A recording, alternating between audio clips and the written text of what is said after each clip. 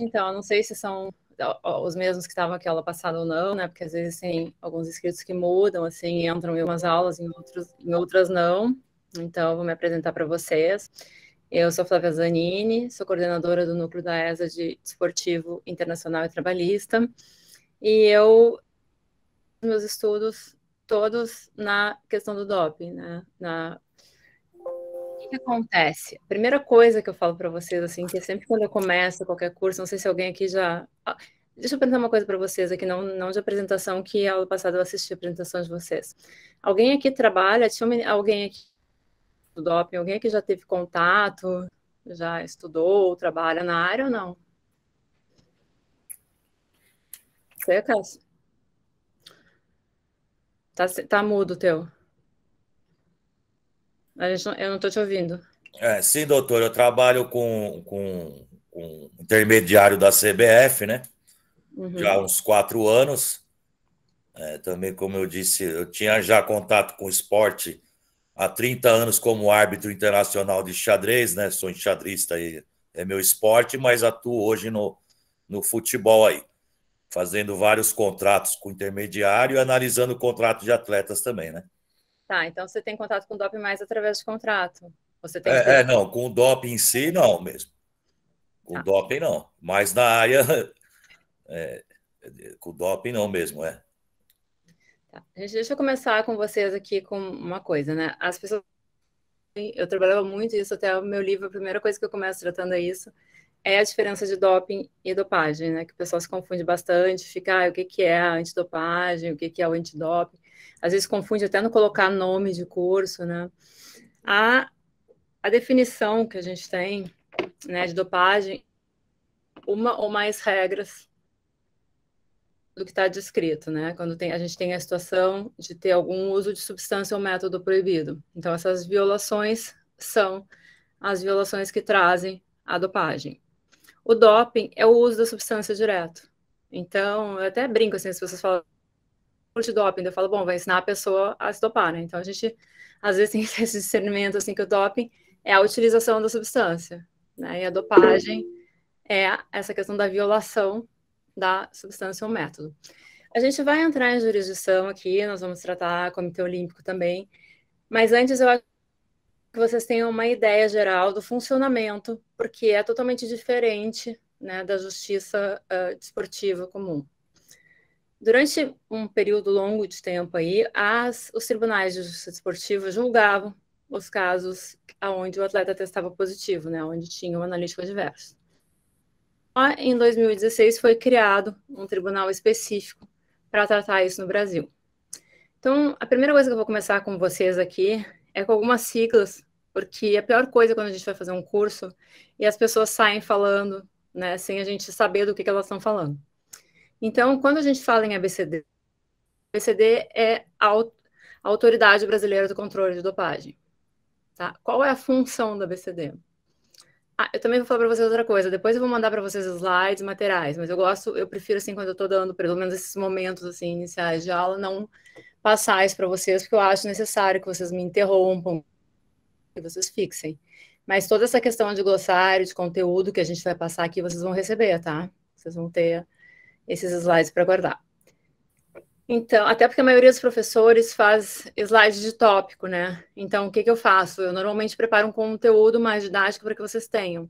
Então, por exemplo, eu vou falar algumas siglas que são as mais usadas, mas quando eu enviar o material para vocês vai ter muito mais, porque daí tem realmente todas necessárias, que não são de dia a dia, mas que quem está fazendo um curso desses aqui tem que saber, né? Então, as mais utilizadas são a ABCD, que é o controle de dopagem, e a função da ABCD é a responsável pela questão da educação antidopagem, e também ela está presente em todos os julgamentos que tem no Tribunal de Dopagem. É bem complicado, gente, quando eu sempre digo assim, a primeira com doping que tem que entender é que é o contrário do que a gente estuda na faculdade de Direito, né? A gente estuda sempre a presunção de inocência. E aí tem que provar que a pessoa é culpada. No doping, a gente parte numa presunção de culpabilidade. E o que se vai discutir é se existiu o dolo Essa é aquela... Por quê? Porque no doping a responsabilidade é objetiva. Todos os anos é atualizado o Código Mundial Antidopagem e o Código Brasileiro Antidopagem. Então, por exemplo, no último código, isso nunca muda, né? Porque é sempre a mesma. Então, o que acontece com essa responsabilidade? Ela tem descrito no código, né? A situação que, nos termos do artigo 21 e 2.22 do código, é que não é necessário que seja demonstrada a intenção de culpa, negligência ou uso consciente do atleta para comprovar a violação da regra antidopagem. O que isso significa, pessoal? Significa que se o atleta saiu e ele tomou no copo de alguém que tinha alguma coisa, a responsabilidade é dele. Se ele saiu com alguma parceira, com alguém que estava fazendo uso de algum adesivo, de alguma coisa que teste, a responsabilidade é dele. Então, tudo que tiver no corpo do atleta, a responsabilidade vai ser dele. Então, quando nós vamos para o tribunal antidopagem, nós vamos o quê? Tentar mostrar, no caso de não ter havido, que aquilo ali não foi proposital, tá? Que como é que eu entrei na questão da antidopagem, e aí a gente vai partir, que eu vou explicar para vocês o exame, para a gente poder ter todo esse entendimento geral do funcionamento, né? Eu conheci uma atleta que tinha sido banida. Por que eu estou falando isso para vocês? Porque isso é o maior exemplo de jurisdição que a gente pode ter. Hoje ela está há 12 anos banida, né? É uma nadadora, a Rebeca Guzmão. E quando eu a conheci, ela me disse assim, doutora, não tem nada que possa ser feito. E eu disse para ela, olha, no Brasil, por exemplo, viola a nossa Constituição. Não temos a pena perpétua. E nós aplicamos. Por que nós aplicamos? Alguém sabe aqui? Não. Por que é aplicada a pena de banimento no Brasil?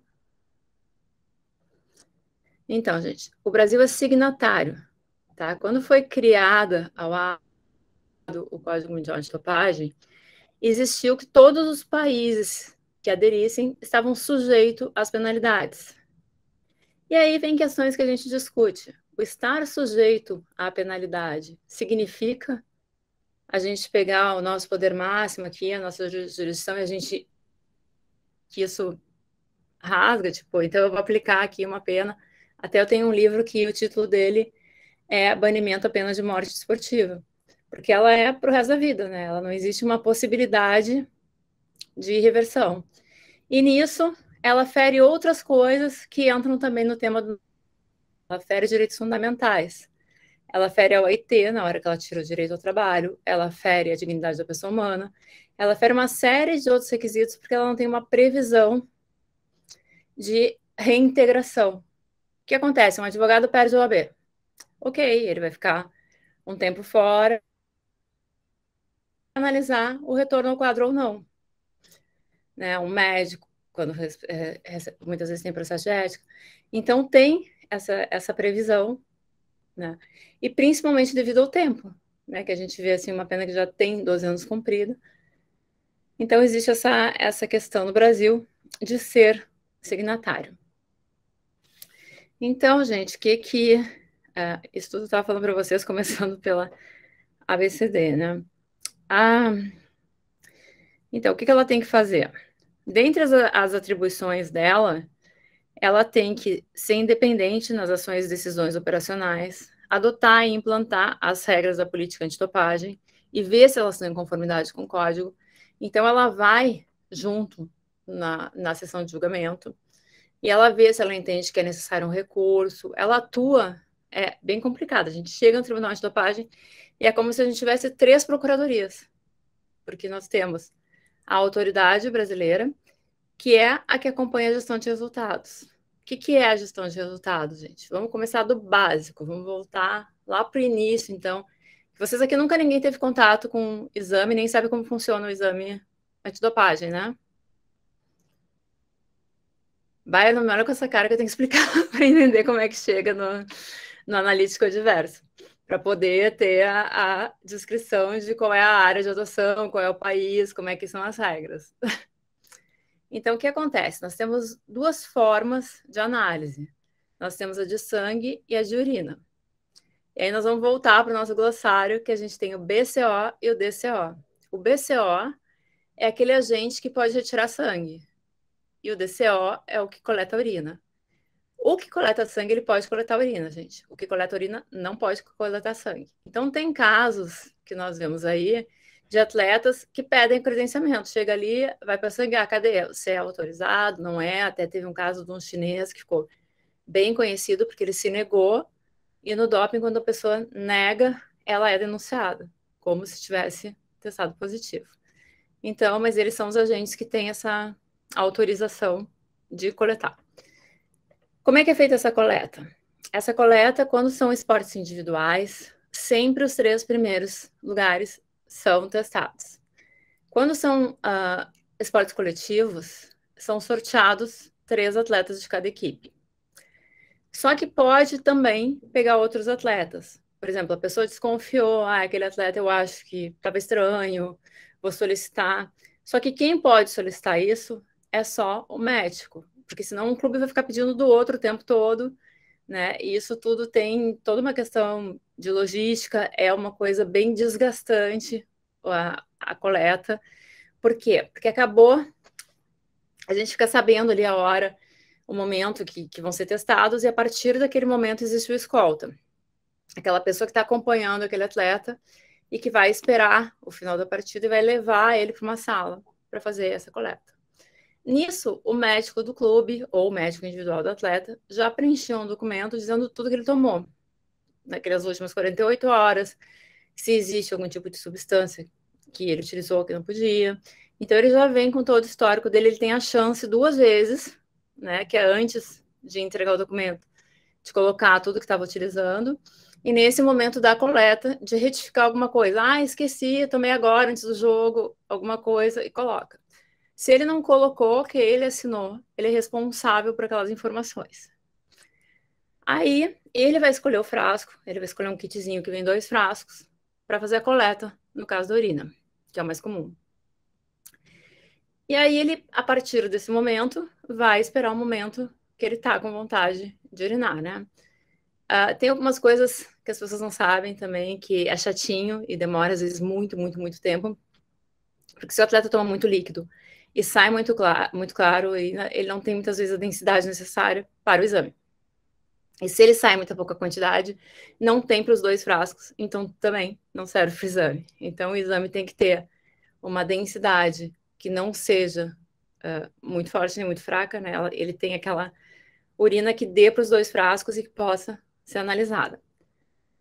Aí ele vai realizar a coleta, vai acompanhar o lacre, né? O pote fica lacrado, e a partir desse momento, ela vai para o laboratório. Quando ela vai para o laboratório, ela é analisada, e caso ela apareça alguma substância, o atleta é informado e ele pede ou não a abertura da contraprova, que é aquele outro frasco. Por que pede ou não, gente? Porque às vezes existe no doping a questão da confissão. Ele fala assim, testou para alguma coisa, tá? Aí diz assim, testou para sibutramina. E o cara fala, não, eu estava tomando. Então não precisa abrir a outra, porque ele já falou que estava. Agora, se ele fala assim, nossa, eu não sei de onde saiu, não é meu, tá errado. Aí você vai fazer aquela outra análise, tá? Existe também, pessoal, a análise das substâncias. E quando a gente fala aqui que a gente está tratando, né, o que é a questão de competência, a questão de jurisdição, a questão de limites, a gente vê o seguinte, existem laboratórios credenciados, e os exames só podem ser feitos nesses laboratórios credenciados. E eu discuto muito isso no tribunal. Por quê? Porque custa, em média, até subiu agora, mas era R$ 2.500, R$ 3.000 um exame, para a gente fazer de cada substância. Então, o atleta fala assim, eu estou tomando um whey protein, pode ser que ele esteja contaminado com sibutramina. Para fazer a análise desse whey protein, eu preciso ter 2 frascos do mesmo lote e um lacrado. Tipo, não adianta o atleta pegar aquele frasco aberto e mandar analisar, porque ele já foi em uso. E não adianta ele pegar um outro lote para analisar, porque daí não vai ser, pode ser que aquele lote só tivesse contaminado, né? Então, é bem complicada essas questões da análise, né? Caro também, é um negócio bem custoso, e até porque atletas às vezes têm 3, 4 coisas que está tomando, você vai mandar fazer algumas análises. Eu atendi um atleta esses dias, a gente gastou tipo 20 e poucos mil no laboratório para fazer, né, as análises para achar onde que estava testando positivo. E muitas vezes você não acha também, não era em nada, nada daquilo. A questão, gente, que é interessante também por países, o doping nos traz uma questão mundial de muitas coisas interessantes, assim. Esses dias eu atendi um atleta que ele testou positivo para clenbuterol. Clenbuterol é uma substância que se coloca no gado para ele ficar rosadinho. E tem muitos países que é permitido. E esse atleta que eu estava atendendo, por sorte, ele é da equipe argentina, tal, ele tinha viajado com um médico que era da Câmara que julgou ele, e a gente juntou fotos do Instagram, dos países que ele foi, a gente provou, porque como ele era um atleta de ponta, ele tinha vários exames anteriores e posteriores àquela quantidade. Então a gente faz a análise para mostrar que ela não estava no corpo dele antes, que ela entrou como uma contaminação e saiu. Porque a quantidade que aparece, ela pode ter sido consumida uma quantidade enorme e está diminuindo, por isso que ela apareceu residual, né? Ou ela pode realmente ter sido consumida em pequena quantidade. Por isso que tem substâncias que são qualitativas e substâncias que são quantitativas. Eu estou meio que bombardeando vocês um pouquinho, mas o que acontece? Isso é muito importante, porque é daí que vão vir as substâncias específicas, não específicas, e que vão definir se a pena base vai partir de 4 anos ou de 2, né? Porque quando nós temos substâncias, por exemplo, como cocaína, ela é uma substância qualitativa.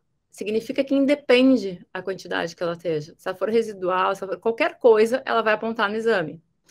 E a gente tem substâncias que são quantitativas, como, por exemplo, o que se usa para asma, né? A gente tem o corticoide, que ele aponta positivo a partir de uma quantidade. Tem uma quantidade abaixo que ok usar. E também existe, gente, autorizações de uso terapêutico, que é assim, ó, eu tenho uma crise de asma, eu vou precisar utilizar uma quantidade enorme de corticoide. Aí você vai lá, preenche, coloca lá do hospital, coloca que usou, e aí vai ser analisado. Se você testar positivo numa quantidade alta para aquilo e tiver sido informado, tivesse sido autorizado, ok. O importante é que isso seja feito. Como aconteceu muitas vezes também, da pessoa precisar usar numa emergência e não dá tempo de informar, existe a alta retroativa, que é aquela que a pessoa fez o uso numa emergência e vai justificar depois, mas vai colocar por quê. Fala, Cássio. Doutora, é o seguinte, o atleta que é comprovadamente dependente químico e tem uma doença, né? Tem a doença, faz tratamento e tudo. Tem um caso famoso do Casagrande, né? Vamos supor que ele num sábado vai numa festinha lá, não aguenta, ele é dependente químico. Ele faz o uso ali de cocaína, ou maconha, ou álcool, né? E ele é pego no exame aí do doping. Não tem um tratamento diferente para esse atleta que é dependente químico, é doente, ou ele é punido da mesma forma com um atleta normal? Não, tratamento não tem. O que aconteceu, que foi uma alteração que aconteceu no Código de 2021, foi que entraram as substâncias de abuso com uma outra classificação. As substâncias de abuso vieram no artigo 100 do Código da seguinte forma: a violação da regra antidopagem envolvendo uma substância de abuso será estabelecida conforme a seguinte disposição: o período de suspensão será de 3 meses se o atleta puder demonstrar qualquer ingestão fora de competição que não havia relação com o desempenho. Ele era dependente, não fez uso para obter vantagem.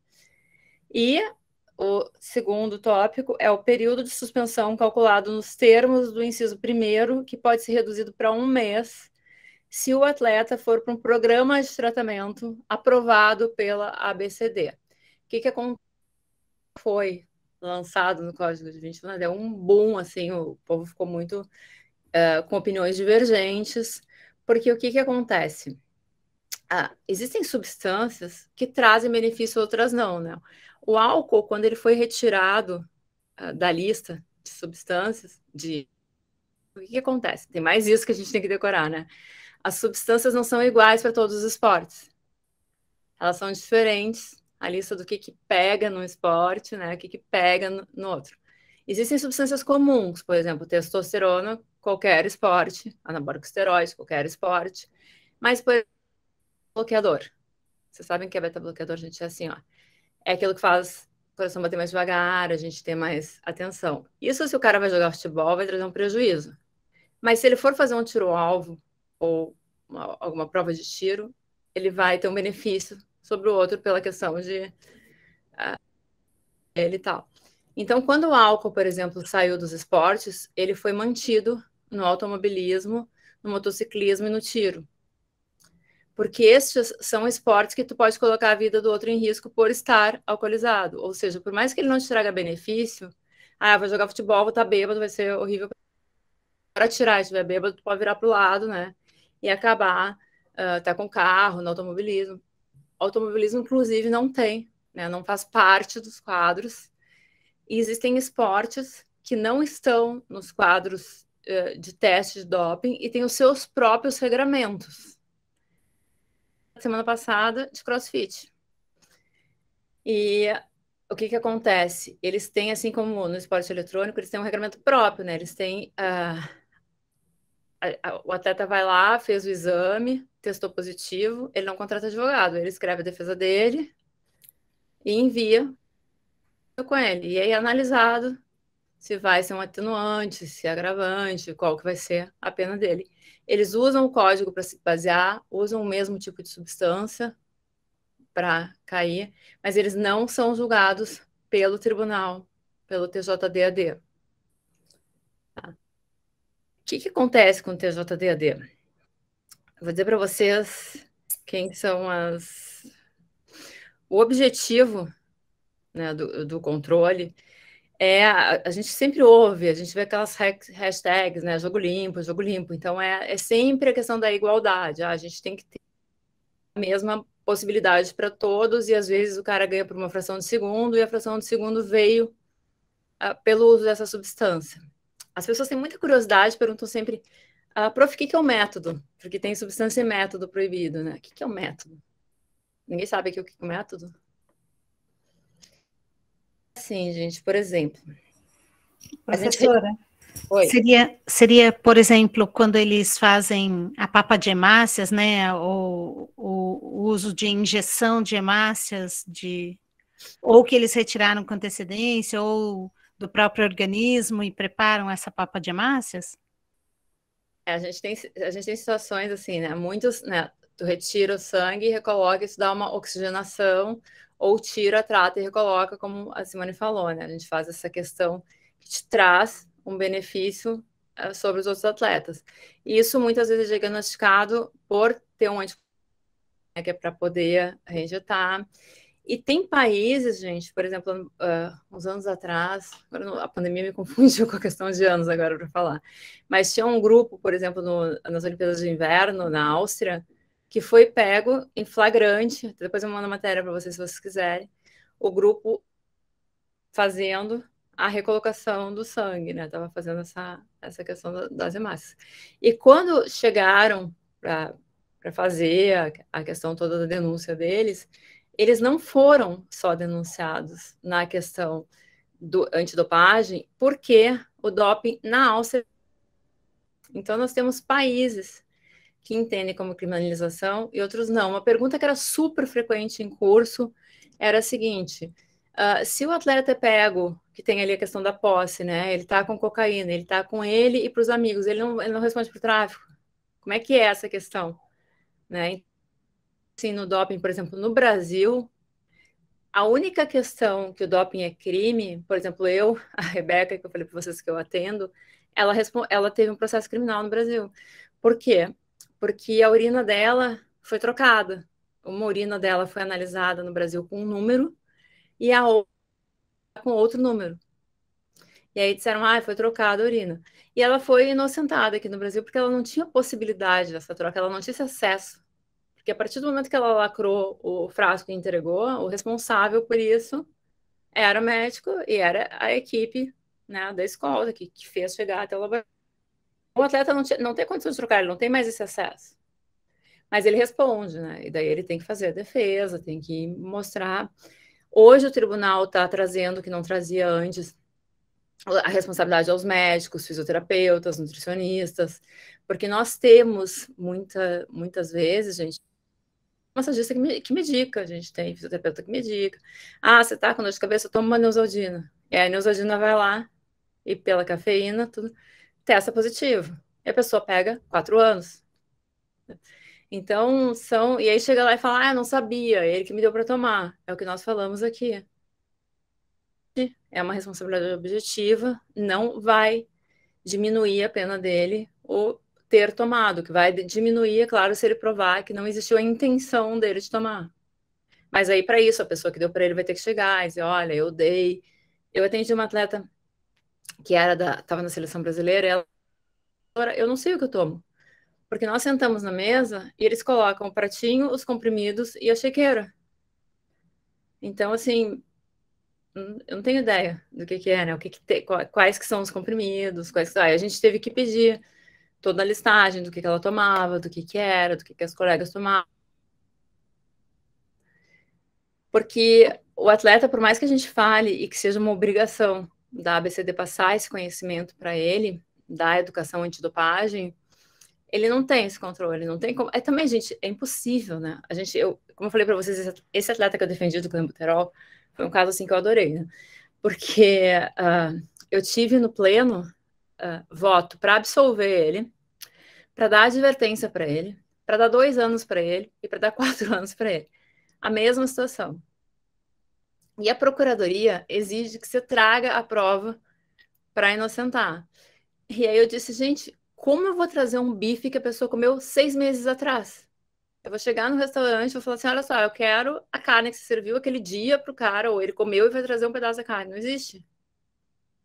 E no caso dele foi o que aconteceu. Ele comeu uma carne num país que era permitido o uso da substância no gado, e veio essa contaminação. Como eu falei para vocês, o caso dele foi um caso maravilhoso, porque era uma atleta muito responsável.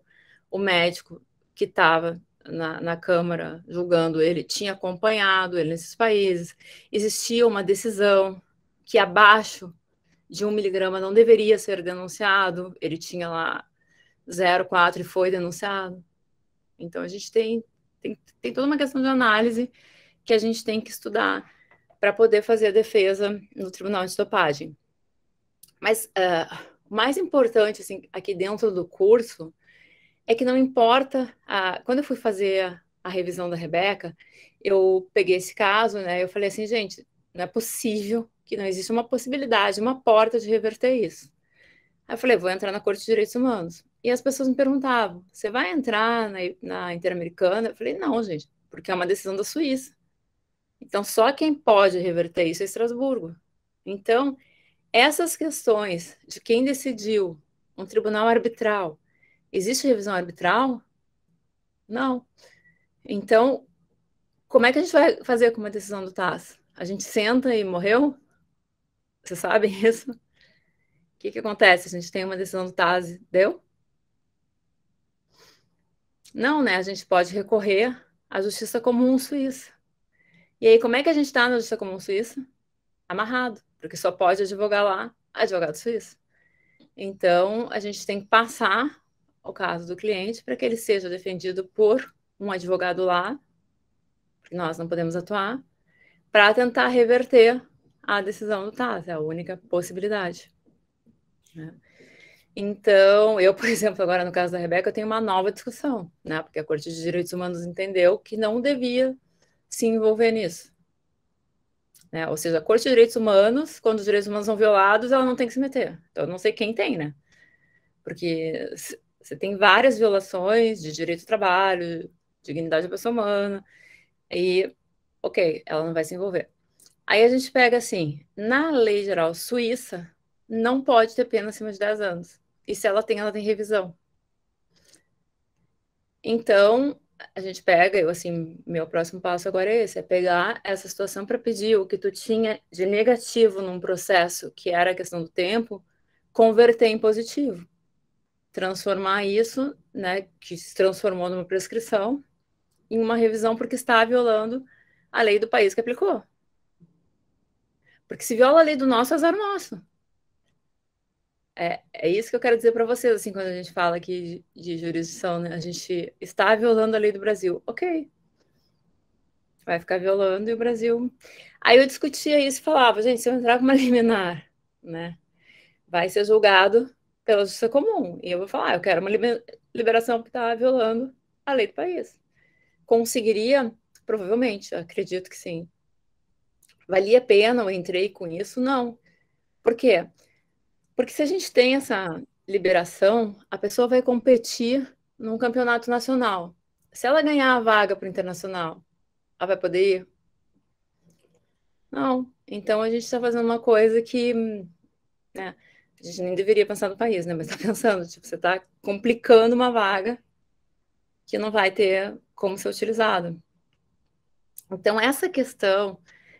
acontecem muitas questões no Tribunal Antidopagem que são peculiaridades e que são questões muito controversas. Por exemplo, a criação do tribunal, né? O tribunal foi criado em 2016 e a maior foi até questão de OAB isso, né? Que perguntava assim, qual é a natureza da justiça desportiva? E o que é? A gente tem no artigo 217, né? A gente tem na previsão do Sistema Nacional do Desporto, a gente tem todas essas questões que definem a justiça desportiva como autônoma, né? E aí, quando foi criado o Tribunal Antidopagem, foi discutido muito porque ele voltou para as mãos do Estado. Ele veio através, na época, do Ministério do Esporte, que depois se converteu em secretaria, com esse vínculo dentro, em Brasília, né? E a forma que os auditores eram designados, eram escolhidos, não era a forma prevista pelo CBJD.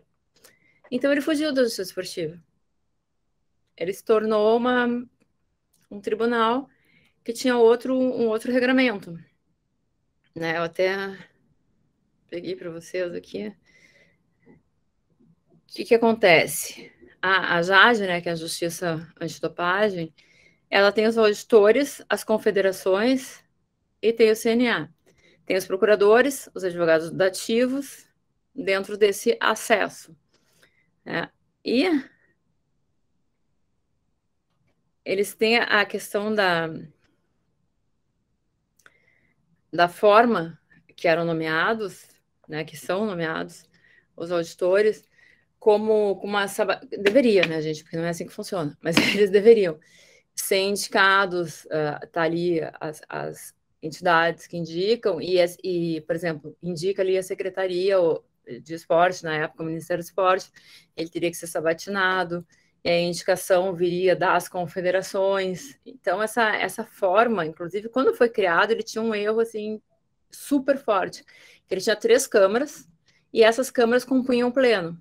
Então, quando a gente ia fazer uma defesa de um atleta, quem julgava ele em primeira instância era a mesma pessoa que julgava em segunda. Então, era assim, bem, né, absurdo. Aí depois ele foi se atualizando, né, ele criou, hoje ele tem as câmaras separadas, tem o pleno, que é a forma que julga. Só que realmente a base das penas ela é muito alta e não existe uma previsão de tratamento dos atletas ou de alguma situação assim, enquanto eles estão cumprindo essa pena. Eu discuto muito no tribunal a questão que eu entendo como um cerceamento de defesa, a questão de custos e de valores, que muitas vezes o atleta não consegue fazer defesa dele, porque se pega um atleta com dinheiro, ele leva um laudo do bioquímico, ele leva todas as substâncias dele para analisar, ele tem toda uma possibilidade econômica de reverter o processo. E se o atleta não tem, não pagam para ele, tipo, não tem como pedir um AJG. Né? E a maioria dos atletas, vocês sabem, eles têm bolsa, eles ganham em torno de R$1.000. Inclusive, eles moram no clube, treinam no clube, e quando eles estão suspensos, eles não podem frequentar o clube. Então, eles não têm nem como treinar. Eles não têm como... Depois, a retomada física deles fica inviável. Então, a maioria que tem alguma pena o retomar é muito complicado, assim, muitas vezes não acontece, né, a retomada do atleta pro esporte. Então, gente, o laboratório do Brasil hoje, né, ele fica na UFRJ, ali no fundão.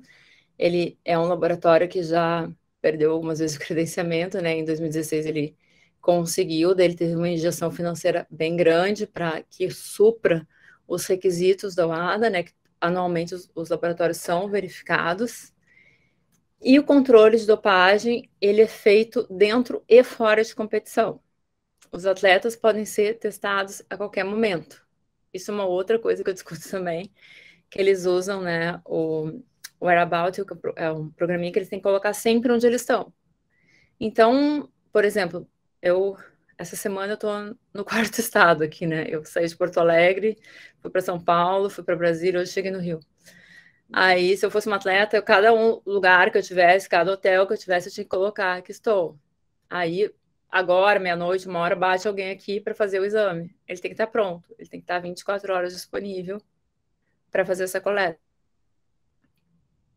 Então, porque se entende que essa surpresa não vai permitir que ele faça um ciclo, né, que é aquela questão de usar a substância e dar o tempo para sair do organismo dele e depois retomar. Então, existe esse exame, né, fora de competição, que o atleta não pode se negar a fazer. E se ele se negar a fazer, ele vai ser denunciado como se testado positivo fosse. Também, gente, existe as tentativas quando não se encontra o atleta. Vai no lugar que ele falou que estava e ele não estava. Se existe 3 num ano, porque assim, ó, pode ser que eu falei que estava aqui e não estava, porque eu esqueci de botar, então eles na primeira não vão me fazer essa denúncia que eu falei para vocês, na mesma da negativa, tá? Mas se existe 3, mas daí amanhã eles vão ir atrás de mim, eu tenho que estar no lugar que eu falei que estava. Se eles 3 vezes, no período de 12 meses, forem procurar a pessoa e aí existe também a denúncia da pessoa como se tivesse testado no analítico adverso.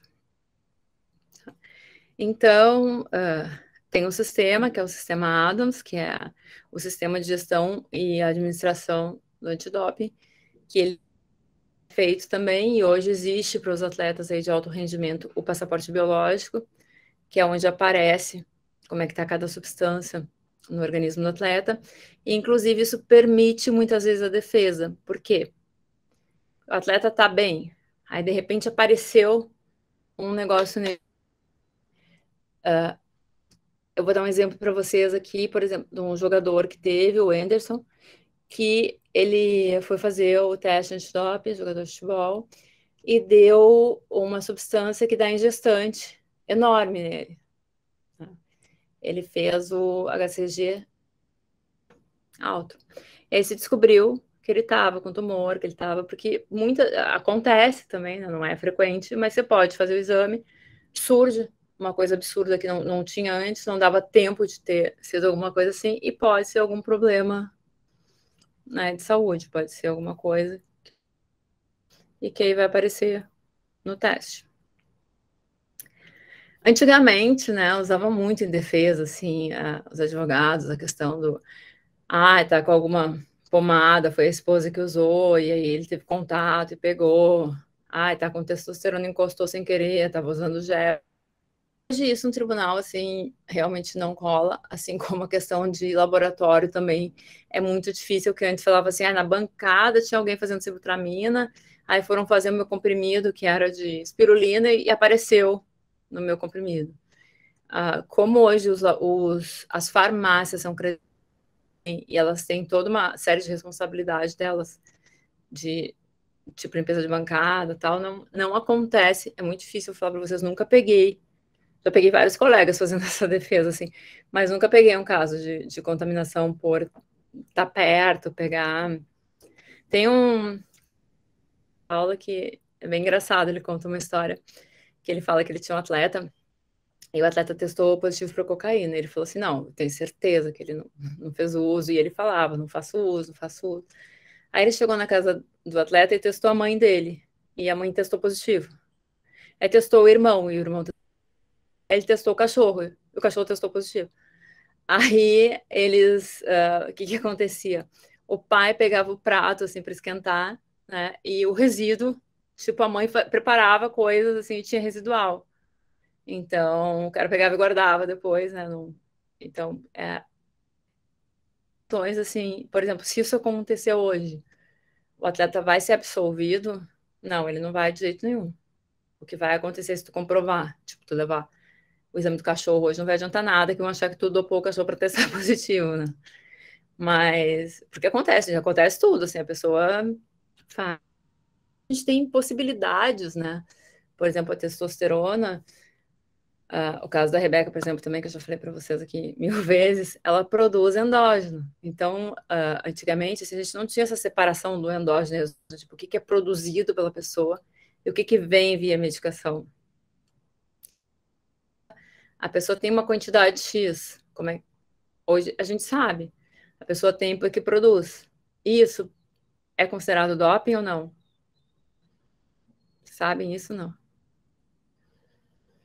Então, a gente teve um caso aí bem conhecido, que foi da Cássia Semenya.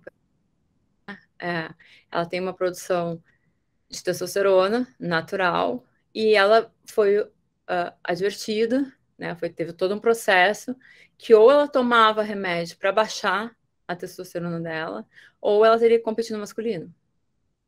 Né?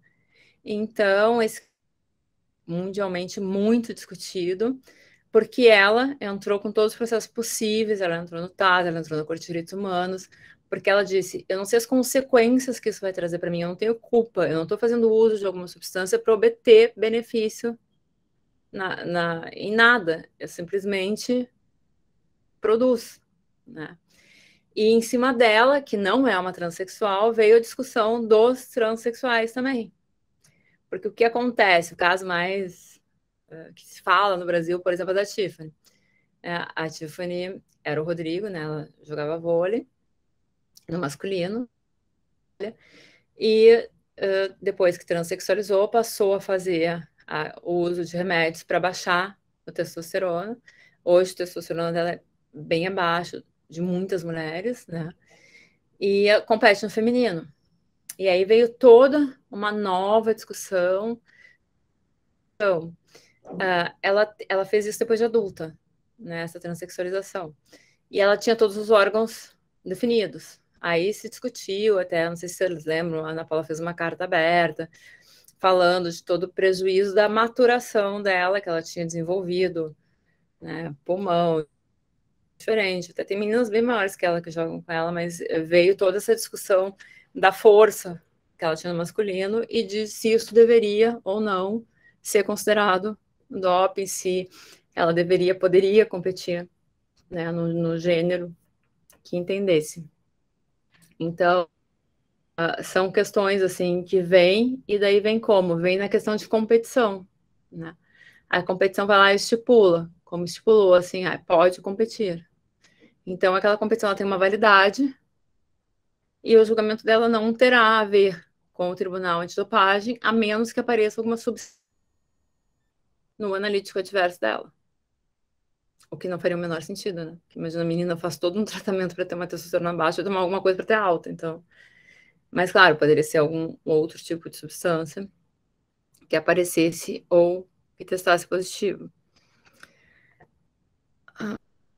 Vocês têm alguma pergunta? Vocês querem saber alguma coisa? Fala, Vitor. Boa noite, professora. Eu não vou ligar a câmera aqui não por conta da minha conexão, tá? Ah. Sobre o questionamento é o seguinte, né? A professora citou a dificuldade que alguns atletas possuem, né? Essa questão de comprovação por conta dos altos valores dos exames, né? Me desculpa até estar retornando esse ponto aí na aula. Mas a questão é a seguinte, não caberia uma eventual cautelar, ainda que na justiça comum, ou então um mandado de segurança, ou eventual até mandado de garantia, para conseguir que esses exames sejam efetuados de forma gratuita e daí dessa forma apresentar no órgão responsável? Não, e até é muito engraçado essa questão da justiça esportiva, porque nós temos a previsão, né, da celeridade, que a justiça esportiva tem 60 dias para definir as questões, e que se pode ingressar na justiça comum depois de esgotadas as instâncias esportivas. E aí a justiça esportiva entende que se elas foram esgotadas, elas não vão ser revistas. É claro que se a gente tivesse uma ordem judicial, como já aconteceu, não sei se vocês lembram, aqui teve um caso de um jogador, o Wagner, que ele testou com sibutramina, e ele entrou, estava bem na moda até na época, a questão do habeas corpus para trabalhar, né? Que falava assim, está violando o direito ao trabalho e tal, a questão do IRV. E aí até conseguiu, na época, essa liberação para o trabalho pela justiça comum, e aí a justiça esportiva é obrigada, né, a cumprir. Mas na questão de gratuidade, não existe, nunca existiu nenhum pedido, assim. O que acontece é que na Suíça, por exemplo, se vai para o TAS, eles têm advogados que fazem o trabalho gratuito, e daí eles fazem pro bono também na questão de exames. Aqui no Brasil, tem alguns advogados que, em alguns casos específicos, eles arcam com as despesas do atleta. Então, eles pagam a questão de laboratório e tal, mas a justiça ou a ABCD não. Até a gente discutiu, eu já discuti alguns casos, assim, porque eu já tive casos de atleta que tinha bolsa, né? E ela, tipo, pegou todo o dinheiro da família para fazer o teste, e na contraprova deu diferente. Aí você fala assim, bom, até eu discuti isso, eu falei assim, se no caso o exame primeiro estava errado, eles teriam que pagar o segundo, nem que fosse um ressarcimento, né? Por toda essa questão. E o doping tem outra questão também, agora que tu falou que eu lembrei disso, que é a questão do sigilo, né? Todos os processos não são divulgados, as audiências são fechadas. Agora, faz um tempo, se passou a pedir para assistir, e aí quem quer libera, quem não quer não libera, para não ter o prejuízo do atleta ser divulgado como dopado tal, e depois ser absolvido. Mas a gente sabe que isso não acontece, inclusive a gente, agora, até esses dias eu falei com o advogado da Tandara, ele disse, nossa, eu tô, assim, ele queria processar tal, porque os dados dela todos durante o processo já tinham sido divulgados, e quando ela foi para fazer a sessão, ela já estava condenada, né, já estava assim, e também o prejuízo que traz a todos os contratos que o atleta tem, não tem retorno, né. Então, não existe, nunca existiu, né, na justiça esportiva nenhum tipo, nem da assistência judiciária, essa que a gente possa pedir, e nem de ressarcimento nos casos que tenham trazido um prejuízo maior ao atleta. O que acontece, eu vou contar para vocês aqui, porque eu nunca conto isso em aula, porque eu acho chato isso, que a gente atende lá e acaba ficando chato, mas eu vou contar para vocês aqui. Só que eu sou coordenadora da ESA, tá? Eu fiz um caso de um atleta que a gente chegou no final, o processo demorou 2 anos, gente. A gente tem uma coisa que chama audiência prévia. Quando o teu atleta testa positivo para uma substância que ele já passa a cumprir a pena naquele momento, que são os 4 anos, ele já está cumprindo a pena. Aí a gente pede uma audiência prévia, que é antes da audiência de instrução. Aí é como se fosse assim, na justiça comum de conciliação, sabe? Só que ela tem que ser solicitada e tal. Daí a gente chega lá e fala, olha, se a gente conseguir levantar a dúvida, eles dão a suspensão. Eles revogam a suspensão provisória.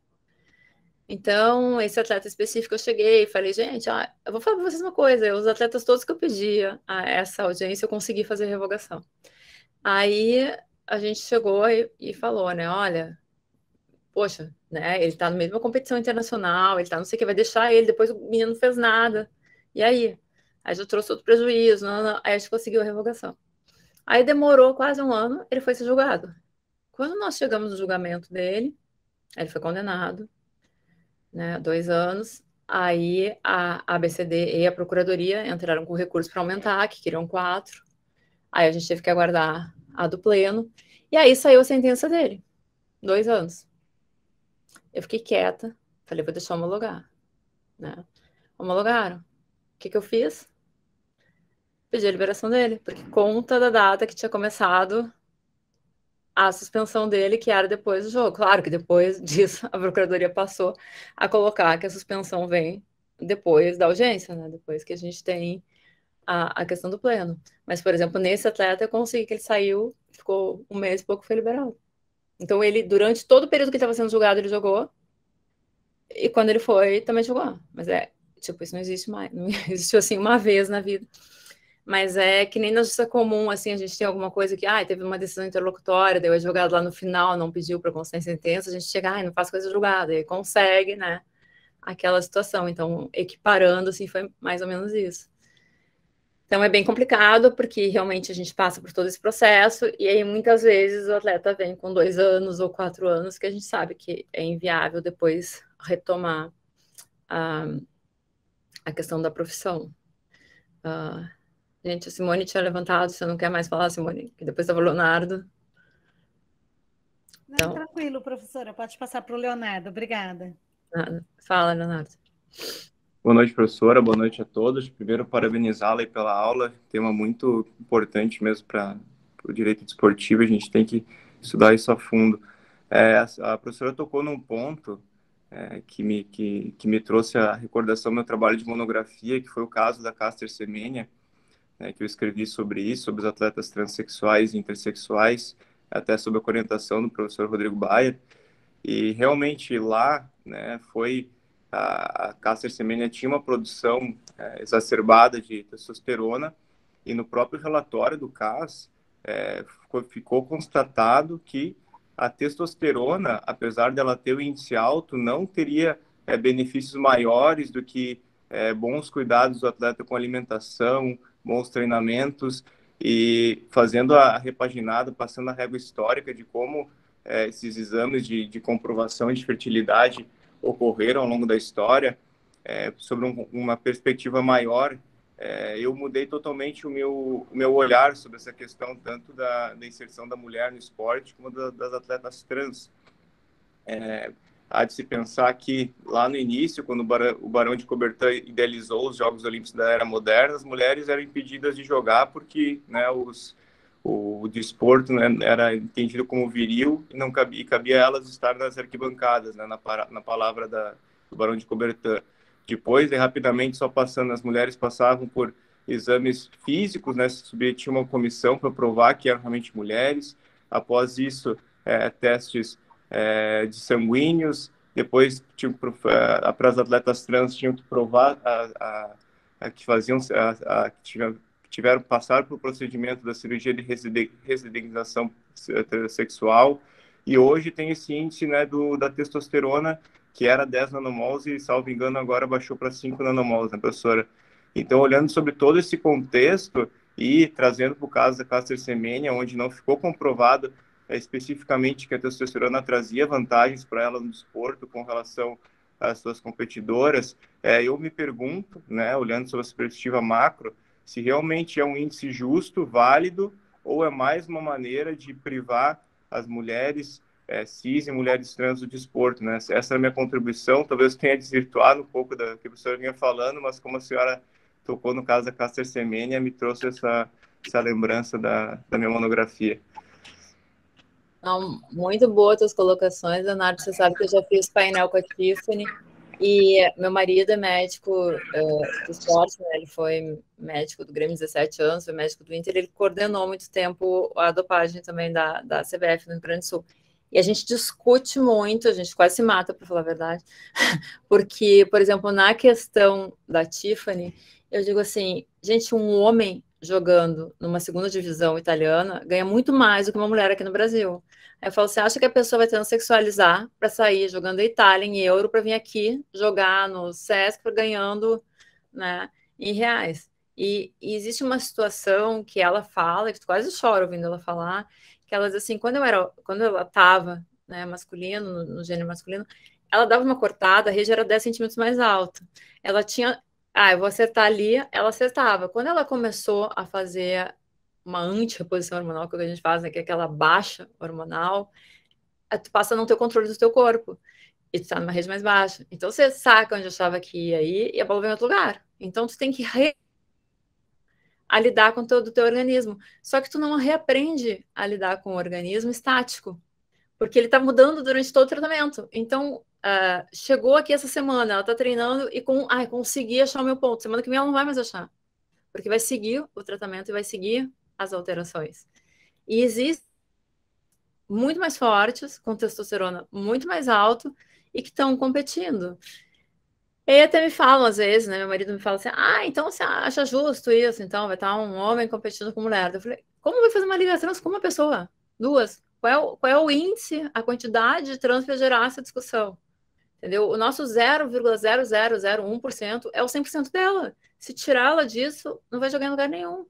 E ela passou por uma situação sendo tratada como gay num vestiário masculino durante grande parte da carreira dela, para agora ser tratada como homem no vestiário feminino. Então, é toda a pessoa continuar com isso, é realmente uma luta, assim, que eu acho que exige, né, um olhar diferente da gente, assim, tentando realmente entender essas questões de reposição, do que a pessoa ganha, até porque quando a gente tem atletas, a gente tem o Valdívia, tem uma disparidade dentro do mesmo sexo, tem lá o cara de 2 metros, tem o cara de 1,50 m, tem o de 50 quilos, tem... é injusto o biotipo? Não existe biotipos iguais numa equipe. Né? Então, eles dentro do mesmo gênero, tem essa diferença. E eu dou uma aula, se eu der aqui, que eu falo da destransexualização, né? Porque o que acontece? A gente tem aí 80% quase dos casos de destransexualização em função de religião, porque a pessoa acha, eu estava no momento e agora eu tenho que voltar. E quando muitas vezes a pessoa fez a cirurgia, se é do gênero, né? Se ela passou do masculino para o feminino, ela não vai ter como repor, obviamente, né? O que foi retirado, mas ela vai fazer essa questão da reposição hormonal e também não vai voltar ao masculino, porque ela não vai mais ter a produção, a força do que ela tinha. Então, serem tratadas e as pessoas chegam e falam assim, mas gente, a pessoa pode mudar de gênero quantas vezes quiser. A gente fala assim, bom, a partir do momento que você abrir uma vez, que a pessoa vai lá e chega, e hoje, né, não precisa mais fazer cirurgia, basta tu te reconhecer com aquele gênero para mudar o teu nome social enquadrado. Como é que você vai impedir a pessoa de fazer isso outra vez? Né? Então, tem situações, gente. Eu, quando dava essa aula, era muito engraçado que eu falava para as pessoas assim: gente, eu vou pegar um cliente meu penal, aí vou começar a atender penal, aí o cara vai ser preso. Eu vou dizer: olha só, vamos transexualizar que você fica no feminino preso, pelo menos, né? Aí eu falo assim: como é que vai ficar isso em questão de previdência, em questão de aposentadoria? Tem um tempo X para o homem e para a mulher. Então o homem vai transexualizar, vai aposentar antes? Aí depois, chegou na idade, vai lá, destransexualiza para voltar.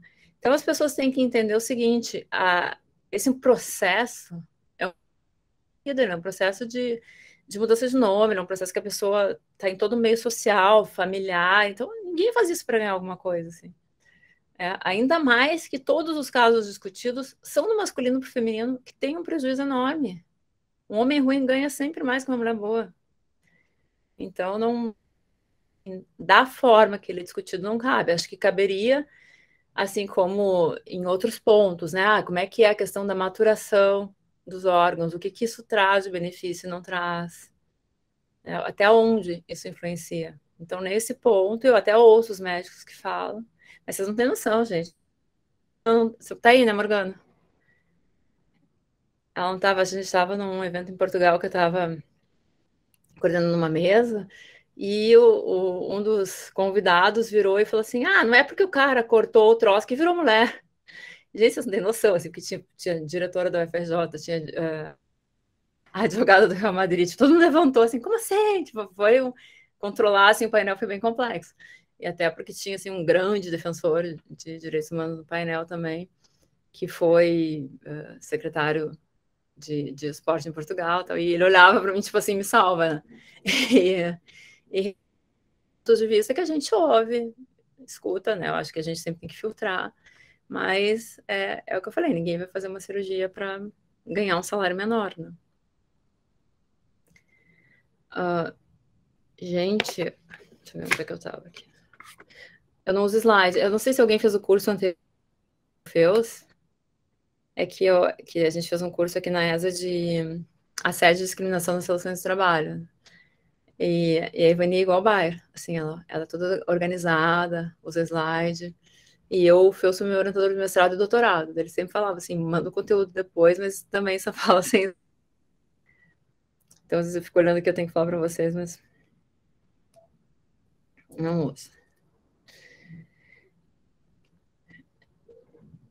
Então, gente, o que é o analítico adverso, tá? Que a gente está falando nele até agora e a gente não trouxe, assim, o que ele é.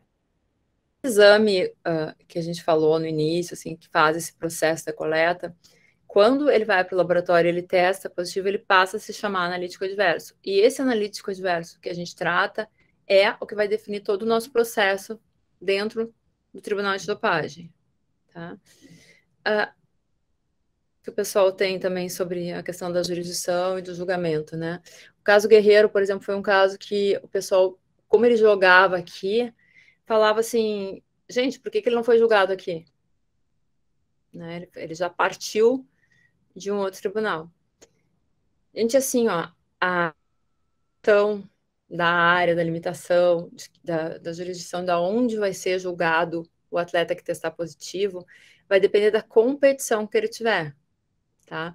Se ele é um atleta estrangeiro, ele está jogando pelo time dele, numa Copa do Mundo, ou ele pode ser fora de competição, durante o período de concentração, de treinos da equipe do país que ele está jogando, ele vai ser julgado lá, tá? Ele vai ser julgado pelo órgão responsável por aquela competição. Se o atleta, mesmo sendo estrangeiro, está jogando aqui, tá no Corinthians, está no e ele testar positivo dentro de uma competição nacional, ele vai ser julgado aqui. Tá?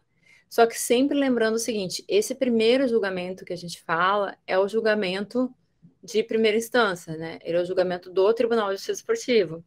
Depois, existe a possibilidade de ao TAS, né? O Tribunal Arbitral do Esporte. E o que acontece, gente? Muitas vezes, em Olimpíada, por exemplo, existe a Corte Arbitral do Esporte ad hoc, né? Ela é colocada lá. Por quê? Porque os casos têm que ser resolvidos rápido, tem que ter uma... Então, ele já fica lá para já existir esse tipo de resolução naquele momento. A gente teve também uma alteração que, em algumas situações, a Corte Arbitral do Esporte... Gente, vocês sabem também, às vezes tem gente que não sabe isso. TAS e CAS é a mesma coisa, tá? A única coisa que muda é que um tá em francês e inglês. Então, a Corte Arbitral do Esporte né, que é o CAS, também TAS. E, então, o que acontece? Ele pode ser utilizado também como primeira instância em algumas situações, como nessa que eu tô falando para vocês, por exemplo, que tem o Tribunal ad hoc dentro da Olimpíada. Então, ele diretamente, tá? Então, quando eu falo para vocês do caso do Guerreiro, por exemplo, o que aconteceu? Ele pegou, né, o advogado brasileiro, e aí falam assim, por que ele não estava no final? Pelo que eu falei para vocês no começo da aula aqui. Quem reverteu o caso dele é a comum suíça. E a justiça comum suíça precisa ser um advogado suíço para defender. Então, ele foi defendido nesse momento por um advogado. O que o advogado conseguiu eliminar? Ele conseguiu eliminar porque ele utilizou a importância do evento, do atleta, né? O que traz isso? Traz porque provavelmente seria a última competição dele. E aí, quando a última competição pode se dopar? Não. O que se entendeu é o seguinte, como existia a dúvida pela questão residual, que ele tinha levantado aquela questão do chá, e isso... Por isso que foi eliminar, não foi decisão final, né? Por isso que quando ele veio jogar no Inter, que existia o contrato, todo mundo sabia que aquilo acabaria. Porque a partir do momento que você tem uma liminar para uma importância do evento, aquele evento acabou a liminar, né? Só que, lógico, ela não se suspende sozinha. Na hora que ela for revogada é que vai... Então, ele chegou, faz o contrato, faz foto, faz não sei o quê, e aí depois começa a suspensão. Então, naquele caso específico, eu até gosto de falar dele em aula, porque eu falo o seguinte, não foi porque está num evento X que pode fazer uso de substância, foi porque, como existia a possibilidade de um atenuante, ou da forma que tinha entrado no organismo dele, se deu essa liminar dessa forma, por isso que ele ficou liberado, né? E claro, o que a gente fala aqui, né? Hoje eu até não sei quanto tá, na época da Rebeca, por exemplo, era 50 mil francos a taxa mínima que o advogado cobrou dela para entrar na Justiça Comum Suíça. Então tem que ter também, né, todo um respaldo aí para conseguir. Deixa eu ver aqui as coisas mais para falar para vocês. Então, gente, como é que é o processo? Tá? O processo é assim. Testou o analítico adverso, que a gente falou, passa para a ABCD fazer uma ordem de missão. A ABCD pega esse formulário de cadeia, passa para a gestão de resultado, que notifica o atleta. Até esse momento, o atleta não procurou o advogado, a gente corre alguns riscos, porque eles ficam desesperados, já respondem o e-mail, muitas vezes já, né, ralam o processo todo, mas eles daí, a partir desse momento da notificação, ele é notificado sempre por e-mail, ele tem o prazo, né, para contestar. Daí, nesse prazo, ele pode pedir a abertura da contraprova, essa análise, assim como das substâncias. Dependendo dele já estar na suspensão, ele pede audiência prévia ou não. Tá? Aí, existe a informação para a entidade do atleta, para a confederação, e é aberto, passa, então, a instauração do processo. Por que isso acontece? Porque o atleta sempre é notificado antes de tudo, para que ele possa, muitas vezes ele está já fora do clube, ou tem toda uma outra situação, e aí ele depois, o clube é notificado. Tá?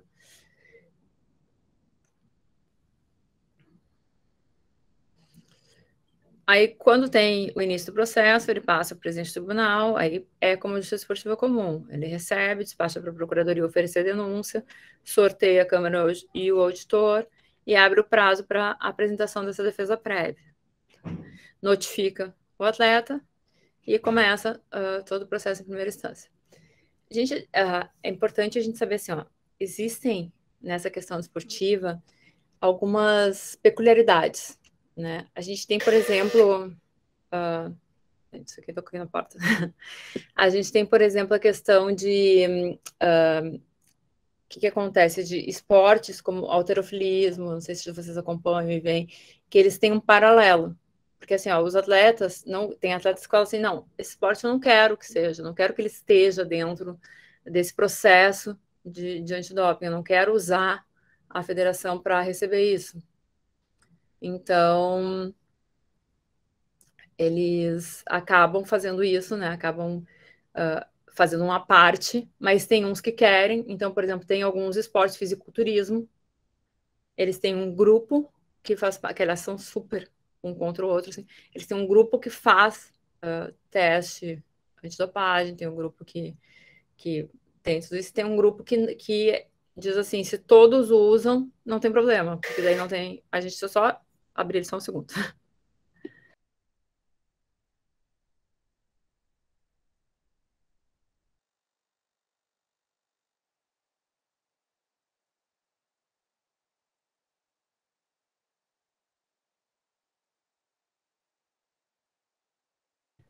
Desculpa, que eu tenho que abrir, se eles não param de bater. Porque quando a gente chega no hotel, a CBF manda sempre um negocinho de fruta seca com fruta não sei o quê.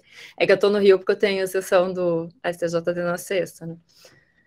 A gente sempre chega e eles mandam as coisas pro hotel. Lembrando que a gente não tem salário, tá? Por isso que isso acontece. Então, isso é outra coisa também interessante, viu? Graças a isso eu lembrei que a Justiça Desportiva Antidopagem, assim como a Justiça Esportiva Comum, todas as pessoas estão ali sem receber nada. O que elas recebem? Elas recebem passagem e hospedagem e alimentação. Né? Então, tem alguns tribunais que fazem, inclusive, só virtual, né? Dependendo do esporte. Tem esportes que não tem nenhum... É claro, né? Tipo, toda estrutura depende. A gente aqui, como é STJD do futebol, a gente tem, claro, né? Passagem aérea, tem hotel, é diferente um pouquinho, assim, a questão dos valores que tem para utilizar. Mas eu, por exemplo, sou presidente da Liga da Comissão da Liga de Futsal, que a gente faz online, né? Porque não tem uma sede física para poder fazer, e também é bem complicado, porque é um volume de processos bem grande, tem um procurador só para tudo, que é o procurador TJD do futebol também, mas ele tipo, é apaixonado por futsal, então ele acaba abraçando, e acaba tendo, assim, alguns esportes que tem uma dificuldade bem grande. Então, a questão da antidopagem, o esporte que ele entende que ele deve estar dentro desse sistema, ele vai aderir e aí ele vai ter que fazer parte de tudo aquilo, né? Ele vai ter que cumprir aquelas regras. E o que entender que não, ele vai fazer. As pessoas perguntam assim, como é que é a questão do esporte eletrônico? A questão do esporte eletrônico, eles têm uma controladora. E a controladora define que forma ela quer fazer. Porque no esporte eletrônico o que mais acontece é Ritalina, né? As pessoas usam Avanço, usam Concerta, usam medicamentos para foco. E muitos controladores têm a mesma posição do fisiculturismo. Eles entendem que se todo mundo tem a condição de usar, quem não usa porque não quer. Então, não vai ter o benefício, assim, não vai ali o Herculano ir melhor do que o Leonardo porque ele usou, porque ele também não usou porque não quis. Então, eles têm esse pensamento de que eles estão propiciando a igualdade e a pessoa, se não quer, não faz. E, então, essas linhas, até teve uma audiência pública que eu fui, foi uma briga, né, entre as duas linhas do fisiculturismo, exatamente por causa dessa situação, porque a partir do momento que um dizia que se todos usassem, não teria problema, eles discutiam os problemas físicos que ficariam vinculados ao esporte, né? Porque quando a pessoa, tudo tem efeito colateral, tudo tem um preço, né? Toda bomba tem o preço que a gente paga depois. E aí a linha, assim, que era a favor do esporte saudável e tal, ela discutia com o outro que as consequências dele refletirão nela, porque é o mesmo esporte. Então, ele estaria trazendo esse reflexo. A questão do CrossFit, gente, foi muito interessante para mim, foi uma experiência bem legal, assim, fazer essa defesa. Por quê? Porque o sistema deles é muito interessante, porque eles são eles têm a divulgação em cima dos atletas, né? Eles têm toda uma questão de marketing individual, cada um tem seu patrocinador, tem não sei o quê. Então, eles penalizando, não acontece como no TJD aqui, AD, eles vão ter um prejuízo para todo o grupo, porque eles perdem patrocínio. Então, se eles dão uma pena menor, se eles entendem por um período menor, ou se eles atendem aquele atleta de outra maneira, recolocando, eles estão dentro do sistema, eles estão fazendo um controle de doping, mas eles fazem uma pena que eles acham justa. Tipo, eles não acham justo tirar 4 anos da pessoa. Então, eles vão tirar lá 6 meses, 1 ano, a pessoa vai, tipo, no entendimento deles, aprender, mas vai ter condições de voltar e de trazer um benefício para ele mesmo, para o esporte, e para toda essa questão de patrocínio. É interessante também os que têm o seu próprio sistema, qual é a base legal deles, o que eles entendem, por que eles criaram dessa maneira e por que eles não entraram no outro sistema. Também tem a situação de por que não se entra, porque, por exemplo, a CBF, até desse ano eu não vi ainda, mas a média anual, eu dei uma palestra na pandemia, porque começou a se discutir o teste online, né? O único laboratório que não teve prejuízo financeiro na pandemia foi o de Salt Lake City, porque eles passaram a fazer teste online. Aí você virava para o atleta e falava assim, olha só, né, assim, tudo esterilizado e tal. Fazia a entrevista online, só que o que acontece na hora que ele vai urinar, porque vocês não têm noção do que é a invasão de, assim, a situação de quando o atleta vai urinar, porque ele tem um espelho na frente.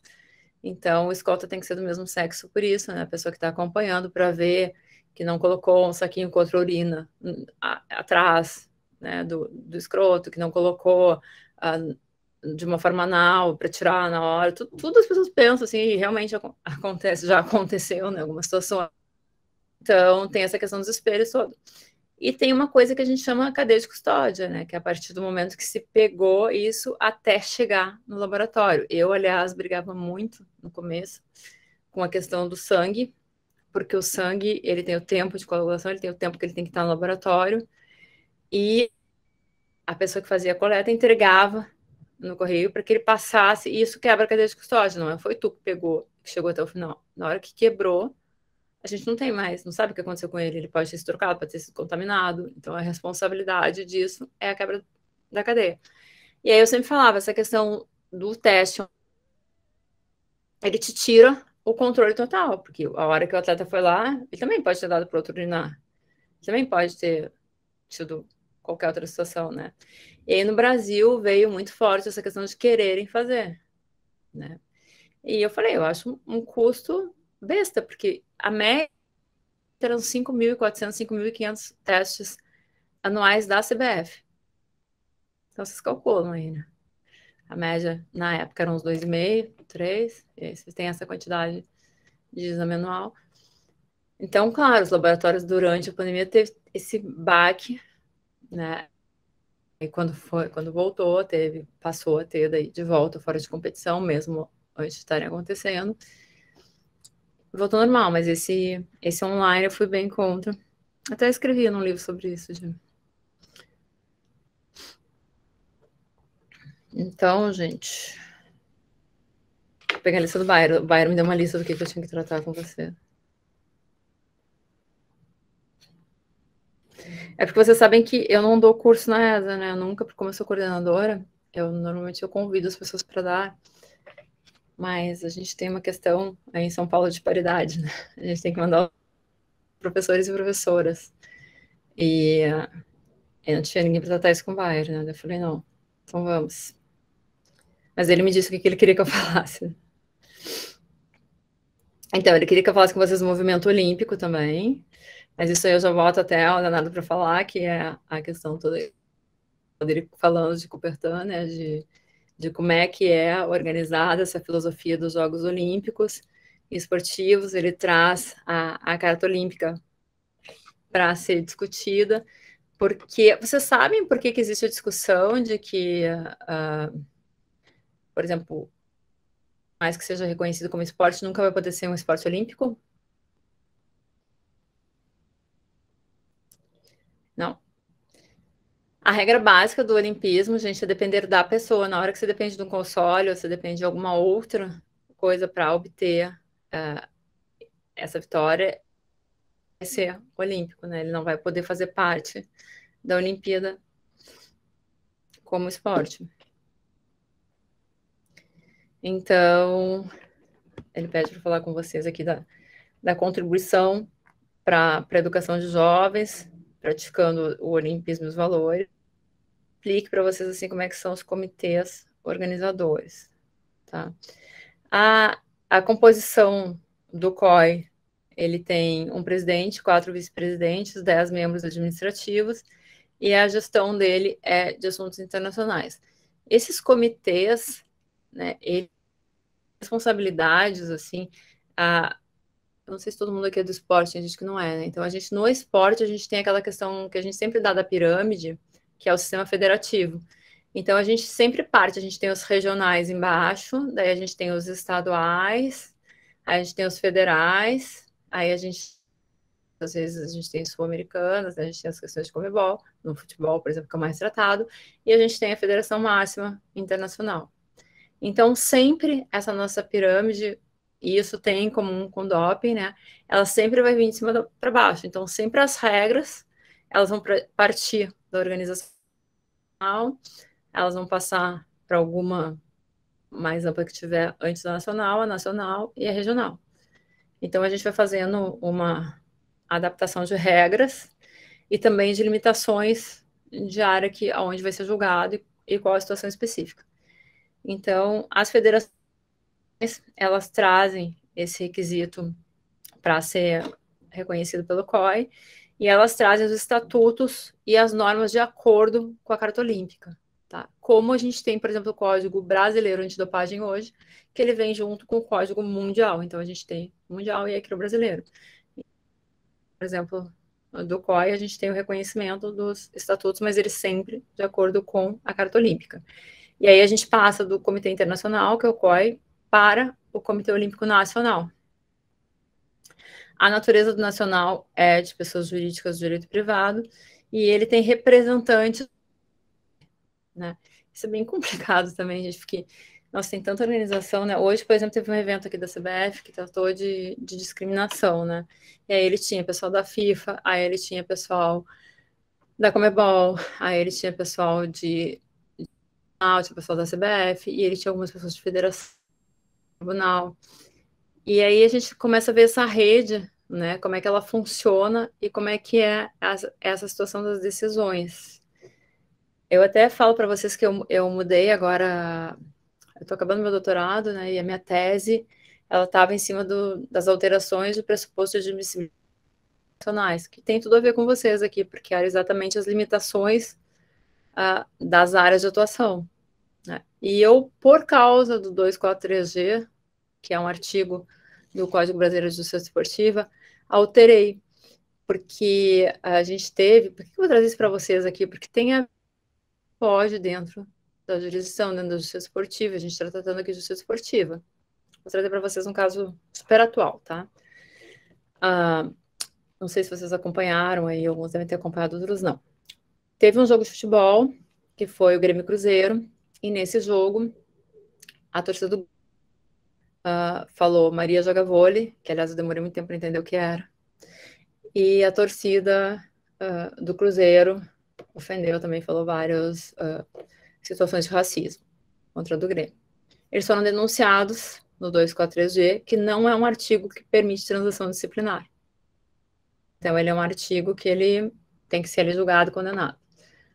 O auditor dele, que foi o responsável, que por sinal não estou juntando com ele, porque eu vim dar aula para vocês, que a gente tinha marcado, que é o Maurício, que é um cara excepcional, que assim, abraçou demais essa causa.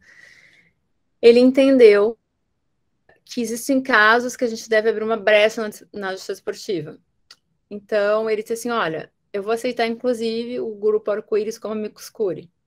Quando ele trouxe a possibilidade do amicus curiae na justiça esportiva, foi uma loucura aqui de imprensa, de coisa, falando, nossa, isso vai abrir um precedente, isso vai ser um horror.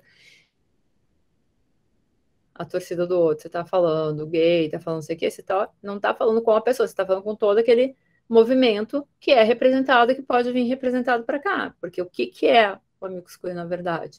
Ele é um terceiro interessado do processo. E nesse processo ele teria interesse, então ele entendeu que ele poderia falar. Então ele abriu esse precedente para que viesse para a justiça desportiva. E aí vem uma nova situação, que foi de fazer uma transação disciplinar. O que é a transação disciplinar?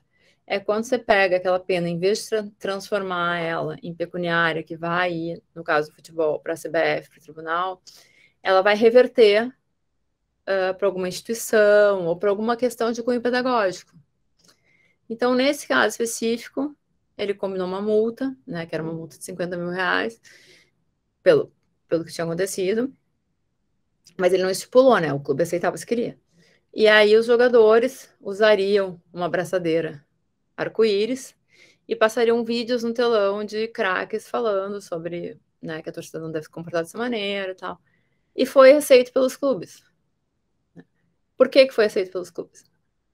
Porque o artigo denunciado tinha, inclusive, perda de mando de campo, outros riscos que para o clube durante um campeonato é um prejuízo que pode ser bem maior que isso, né?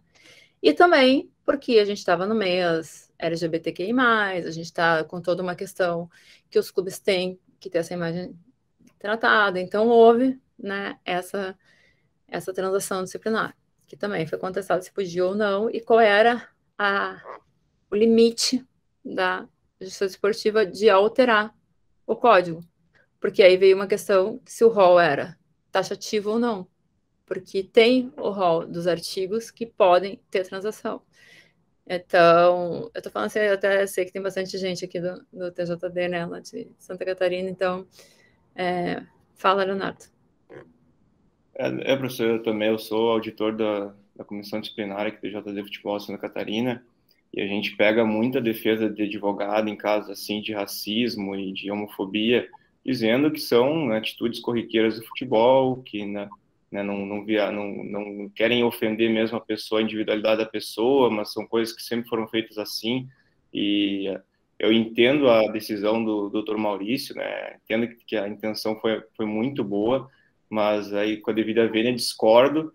Eu acho que enquanto a gente continuar adotando penas mais brandas assim, isso vai continuar sendo normalizado.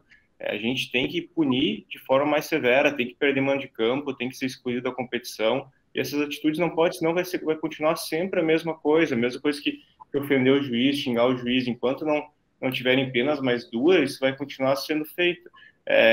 Um caso que eu lembro quando o Grêmio foi excluído da Copa do Brasil, lá nas ofensas ao goleiro Aranha, a torcida do Grêmio tinha uma música muito famosa, que era cantada em desfavor do Internacional, que era, né, Chora Macaco. O termo macaco, após aquela exclusão do Grêmio da Copa do Brasil, foi banido de todas as músicas do Grêmio, a torcida nunca mais cantou.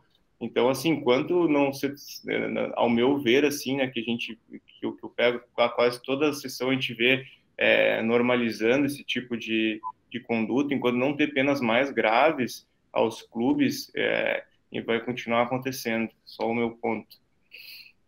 Você sabe que eu sou bem enfática assim nos meus julgamentos aqui, né? E esses dias tinha um advogado, até parou o julgamento quase assim.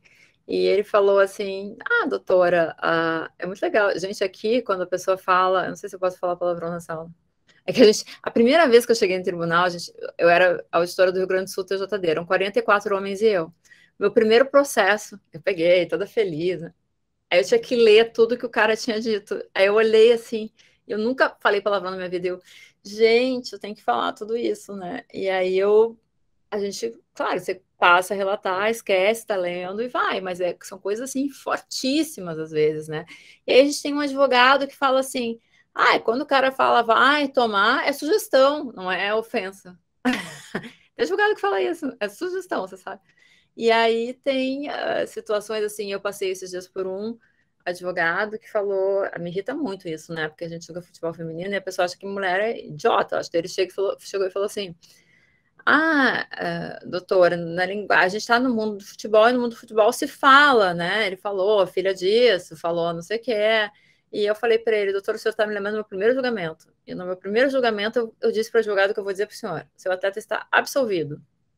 Se o senhor virar para mim e tratar as mesmas palavras, o senhor pode chegar para mim e dizer: doutora, filha, não sei o que, vai tomar não sei aonde, tudo, teu atleta está absolvido. Aí ele virou, ficou assim, né? Aí eu falei: por que você não fala? Porque está no teu ambiente de trabalho e ele está no dele. Então, o árbitro está para ele como eu, auditor, estou para ti, né? Aí ele ficou parado olhando, eu digo: viu, pensar você pode, tá pensando aí, filha, mas não vai falar, né? Porque tem um limite para a punição.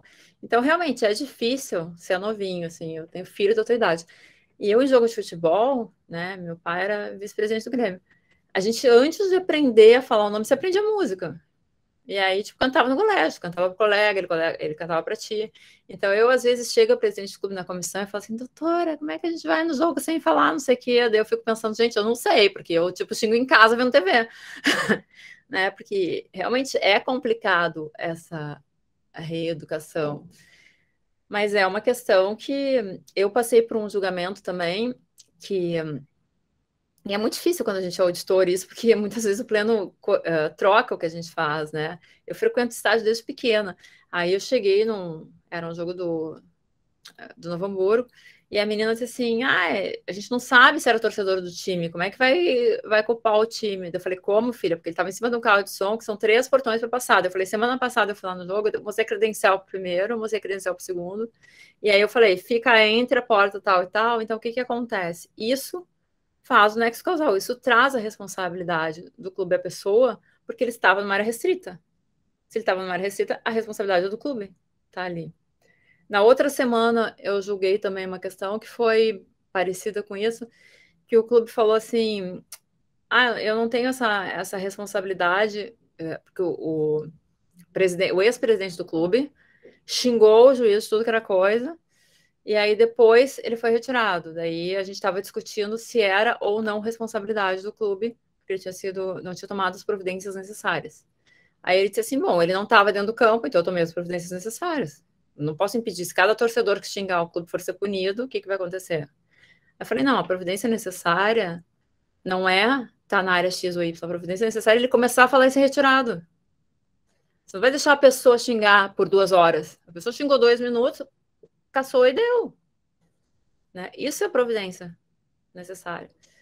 Então, todas essas questões limitam a responsabilidade, né? Como a proposta aqui do curso, a gente trazer essas limitações, tipo, até onde é a responsabilidade do clube, até onde é a responsabilidade do atleta, até onde é a responsabilidade do tribunal. A gente traz, eu fiz uma aula, até o Marcos Ibias está aí, né, Marcos? Marcos ralou com a minha vida. Me chamou para ir para Brasília, gravar durante todo o carnaval, 4 dias eu gravando aula de delitos esportivos. Eram várias horas de aula. E a gente tratava manipulação de resultado, até eu peguei um caso de manipulação de resultado semana passada do Red Bull e Santos, né? E cambismo e uma série de coisas. E a gente trata, eu falo isso em aula, por exemplo, a questão de o que São Paulo, por exemplo, tem a DRAD, né, que é a Delegacia de Repressão a Delitos Esportivos. Gente, vocês acham assim, ó, quando a gente está falando várias coisas aqui na aula, vocês pensam assim, gente, o que tem a ver? O que tem a ver? Aí quando vocês forem trabalhar nisso, vocês vão ver que tudo linka e que tudo é necessário. Porque, por exemplo, a gente trata a DRAD, tá? A Delegacia de Repressão a Delitos Esportivos. O que isso tem a ver com o curso? Qual que é a limitação dela? Qual é a jurisdição dela? Qual é a competência dela? Então, eu confesso que eu passei uma vergonha, porque o delegado principal era meu colega, eu apresentava ele para todo mundo como GCRIM, porque no Sul tem GCRIM, eu achava assim, ele cuida do GCRIM de estágio. E tipo, não, ele fazia tipo processos enormes de manipulação, de cambismo, de uma série de outros delitos esportivos. Então, são situações assim que é necessário a gente saber qual que é a área de atuação e qual é o limite. Por exemplo, as pessoas que estão aqui que não são do esporte, elas não sabem o que acontece. Então, vou explicar para vocês, por exemplo, está tendo um jogo e alguém teve uma atitude X ou Y, ela vai para a triagem do juizado no estádio. E aí ela vai ter ali mesmo o julgamento dela. Meu filho do meio é palmeirense, né? A gente foi no jogo do Palmeiras no Pacaembu, nós entrando no estádio, eles, mãe, para que essa lista? Tinha 150 mil nomes. Eu falei, é o nome do estádio. Aí ele falou, quem cuida? Aí eu falei, bom, quando você descobrir, você me fala, né? Porque acontece isso, daí aquela pessoa vai ali, ela tem a pena que não pode entrar no estádio, ela fica com aquela lista que não adianta nada. Aí existem algumas situações específicas na qual se diz, tem que apresentar, tem que te apresentar. Aí pergunto para vocês, em questão de competência, de fazer cumprir e tal. Nós estamos na justiça esportiva, a gente dá multas. Quem garante que isso vai ser pago? Que isso vai ser cumprido? Qual que é a tua forma? Eu trabalhava no rugby, eu amo rugby, porque não tinha tábua de penalidades, na época era julgado pelo CBJD, e eu desclassificava tudo. Né? Aliás, vocês têm que aprender aqui no curso a desclassificar, porque é um absurdo, as pessoas viram auditores e não sabem que elas podem desclassificar. E aí, por quê? O que acontece? É um esporte não violento, mas é um esporte de impacto, onde a gente tem um outro entendimento. Então, aqui, vocês que estão estudando esportivo, cada esporte, a gente tem que ter um entendimento de acordo com o que eles propõem. Então, se ele é um esporte de impacto, o que a gente considera uma jogada violenta num esporte normal vai ser um ato hostil no outro. Inclusive, muito legais que eu não sabia, que, por exemplo, o cara toma um cartão amarelo, ele vai lá, dá um tempinho pensando na vida e volta. Né? Ele tem um tempo fora e volta. Então, são situações de esporte a esporte que alteram, né? E que hoje tem, eu até escrevi sobre isso também, da tábua de penalidades. Aquele esporte, ele não tem, o código é feito só para futebol. Aí todos os esportes têm que se adequar. Então, por exemplo, nesse caso, foi feito uma tábua para que se adequasse àquele julgamento, àquele tipo de esporte. Então, isso é muito legal, porque a gente vê assim, ok, a gente tem a competência. Ok, a gente julga. E aí? O que acontece com isso? Eu falo para vocês que no rugby não aconteceu nada. Nada, porque quem que ia lá cuidar se estava a pessoa jogando ou não? O outro clube vem denunciar. O que acontece no futebol? No futebol a gente tem esse controle.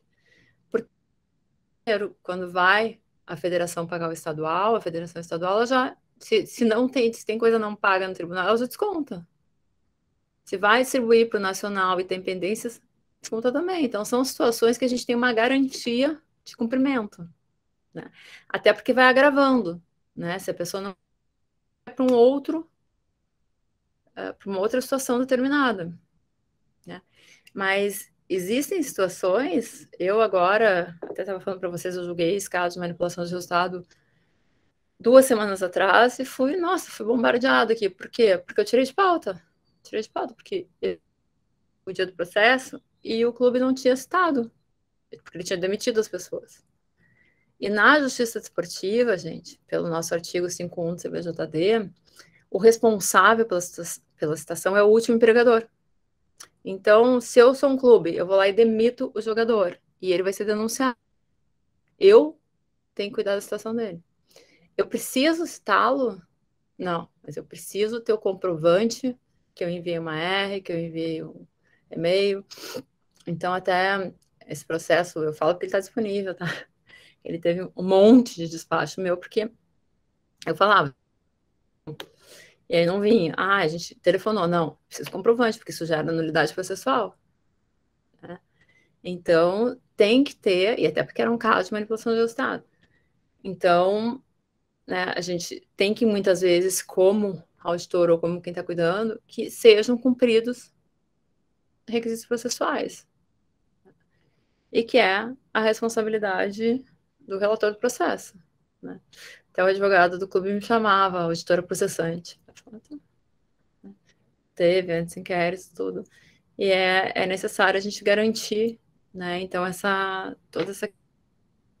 Teve um caso bem interessante que eu vou trazer para vocês aqui também, que traz essa competência e tá, as questões de jurisdição, tudo. Não sei se vocês acompanharam aí o presidente do Fluminense, o Mário Bittencourt, teve uma discussão com o Rubens Lopes, que era o presidente da Federação Carioca, né, por WhatsApp, e o procurador acabou fazendo uma denúncia no STJD, no TJD do Rio, para que ele fosse penalizado. Aí passou a discutir, né, que ele, pessoa física, tinha feito, não presidente do clube. Ele estava pau da vida e fez um post. Não tinha vínculo com o clube. Aí a Justiça Desportiva entendeu que não, que tipo, ele fala em nome do clube inteiro, fazendo um post dele, é como se o clube responde, né, ou ele na pessoa do presidente, pelo Código Brasileiro de Justiça Desportiva, o presidente estaria, suposto, para no TJD. E aí veio uma discussão de competência muito legal, que como ele era presidente dos clubes na época, na CBF, representando quem é dirigente da CBF é julgado pelo STJD, não pelo TJD. É tipo um foro privilegiado. Então, tinha que ter esse julgamento lá. E aí passou a ter essa discussão, o regional defendendo que teria que ser no regional e o nacional estudando se seria no nacional. Né? Então, o maior medo sempre que a gente vê nos tribunais é a questão do precedente. E tem que ter todo esse cuidado com as decisões que se toma e principalmente com o que altera depois, porque a gente muda, se a gente fizer uma decisão que a gente alterou uma competência, ela vai ficar aquilo ali estipulado depois como um caso que os outros vão usar também. Aí vai chegar lá, tem que ser julgado cá, e aí gera um tumulto aí, que foi, como o Leonardo falou, o risco, por exemplo, de tu ter uma desclassificação, aí uma aceitação de um artigo para uma transação, tu abre que todos os artigos que não são de transação possam ser. Né? Então, a gente tem todo tipo de possibilidade transacional. Então, tem que realmente medir, assim, e fazer um embasamento legal, né, para que os planos mantenham a decisão.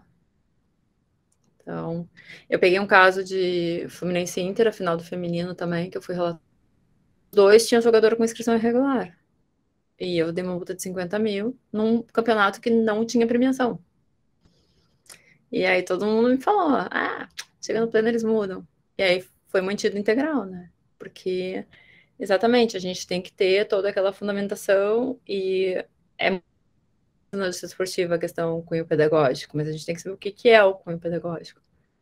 Isso de fazer...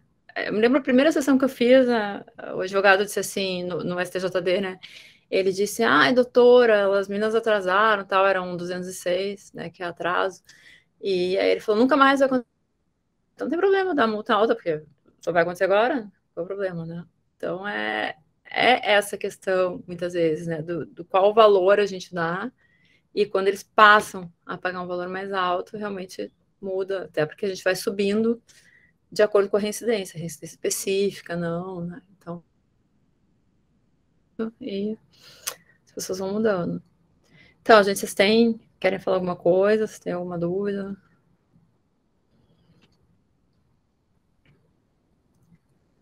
Como é que estão esses?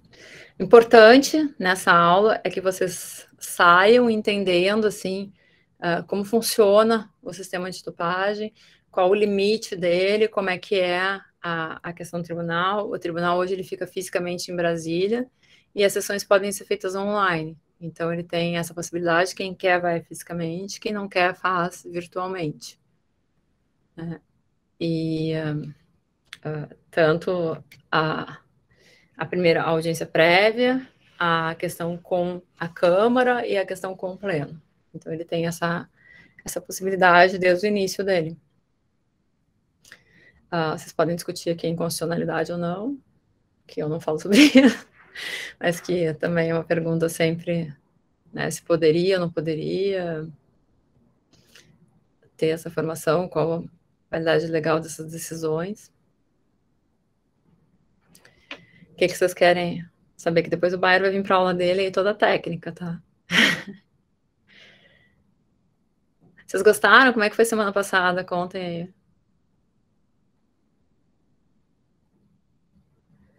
Ninguém fala para mim, ninguém gostou do Bayer? Foi muito bom. Primeiramente, boa noite para todos vocês. Como eu escrevi aí, para mim é tudo muito novo. Eu estou assimilando aos poucos, porque eu acabei de me formar. Nunca tive contato, né, com a área jurídica do direito desportivo. E eu estou adorando, né, e tentando assimilar todas essas informações. E eu quero agora agradecer a você, né? Na semana passada eu agradeci ele, né, por passar esse conhecimento, e agora agradecer a você. Obrigada, tia. Eu acho que a gente às vezes ouve assim muitas coisas, e aliás eu não boto slide por causa disso, porque senão a pessoa fica em total pânico, porque slide de doping é muito conteúdo, gente. É assim, né? Toda a educação de dopagem, toda a questão de como funciona o doping, então é um conteúdo pesado que a gente tem que ter, inclusive o advogado que vai atuar nessa área, ele tem que ter um conhecimento médico, né? Ele tem que ter todo um embasamento. Eu tudo perguntava para meu marido antes, eu chegava discutindo assim com o médico a meia-vida no organismo da pessoa, que é tipo, o remédio entra e ele tem um tempo X para sair. Não, cada um tem um organismo. Então, no organismo X ele sai num tempo, no outro ele sai no outro tempo.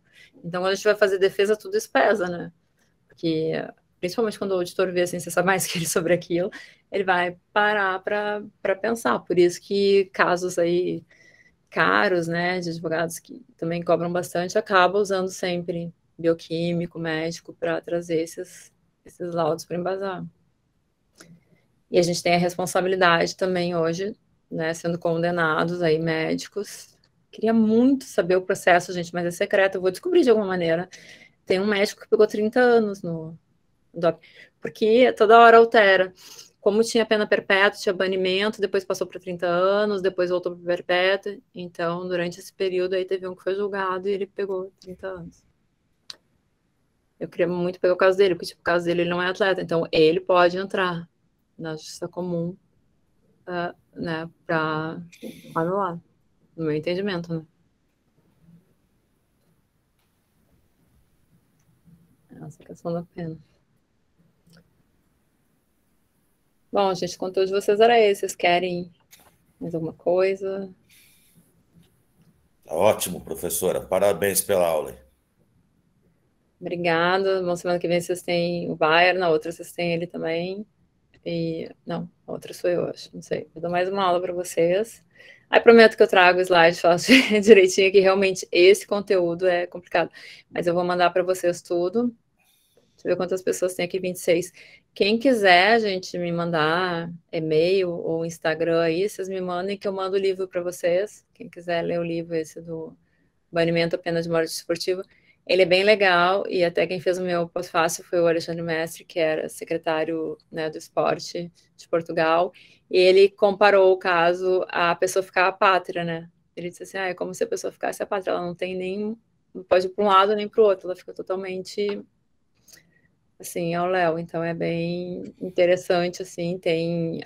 Até hoje eu postei, né, que ontem eu tive no TST, tive com a ministra, com a Cristina Peduzzi, E a Cristina foi, assim, super a pessoa que me estimulou, porque ela escreveu sobre a dignidade da pessoa humana e essa questão de reflexos, né, em direito do trabalho. Então, também no livro tem essas questões. Vou botar nas referências para vocês também.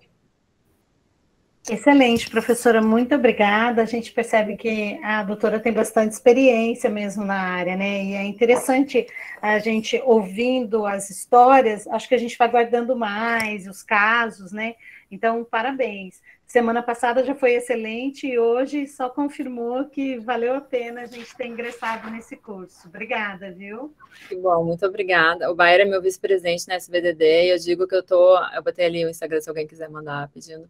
E eu digo que eu estou procurando defeito nele até hoje, né? Eu falo assim, menino é lindo, inteligente, querido. Eu digo, estou procurando defeito nele, tem que achar. Mas então tá, gente. Espero que vocês gostem aí. Teremos vários aí. A ESA está permitindo que a gente faça um de 10 horas por mês gratuito. O próximo eu estou organizando aí com o ministro Douglas Alencar para a gente falar do entendimento nos tribunais superiores, né? Da jurisdição também, de jurisprudências e todo o resto. Então, também vai ser legal.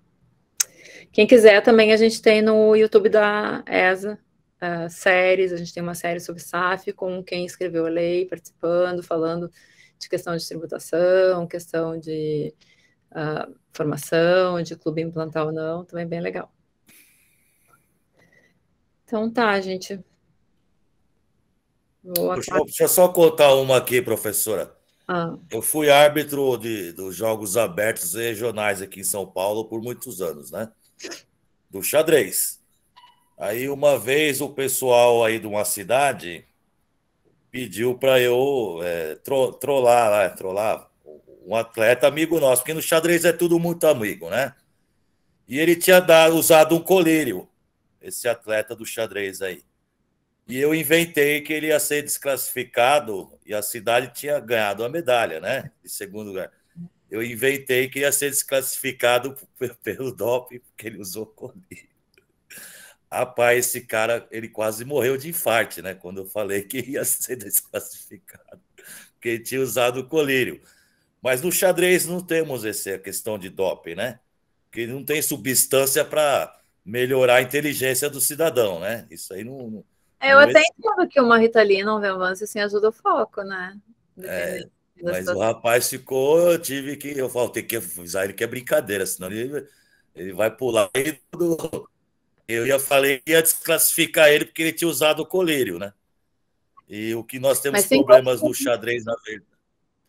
O que nós temos problema é com ponto eletrônico e celular, que inclusive a Federação Mundial já pegou atleta profissional, grande mestre, indo no banheiro toda hora para ver o programa de xadrez no celular, né? Então, esse que é o pior problema no esporte xadrez. Mas o doping em si não tem muito no xadrez, não. Eu acho muito interessante quando a gente aprende assim, sobre outros esportes. Quando eu fiz o FIFA CIAS da FGV, meu grupo de estudos era o Renato Marcília, a Vanessa Parreira e o Gigliotti, que é do boliche. E ele falava pra gente coisas que eu nunca ouvi na minha vida, que era sobre os benefícios de como é que fazia, né? Que era ter uma bola mais... Só uma curiosidade, um colírio pode dar doping, dependendo do colírio que o cidadão usar aí? Não, porque ele não vai ter a quantidade suficiente, né? Aí vem naquilo que a gente falou de ser qualitativo e quantitativo, porque as substâncias de dilatação, tipo pila e tal, ela não é suficiente para apontar, né? Então a brincadeira foi mesmo que fosse outro esporte. A gente fala, por exemplo, no tiro, um colírio poderia melhorar, não, aí vem o beta-bloqueador que a gente falou, porque daí aquele espaçador te traz uma mira melhor, né? Tá já. São situações. É isso aí. Boa noite, então. Então tá, gente. Boa noite.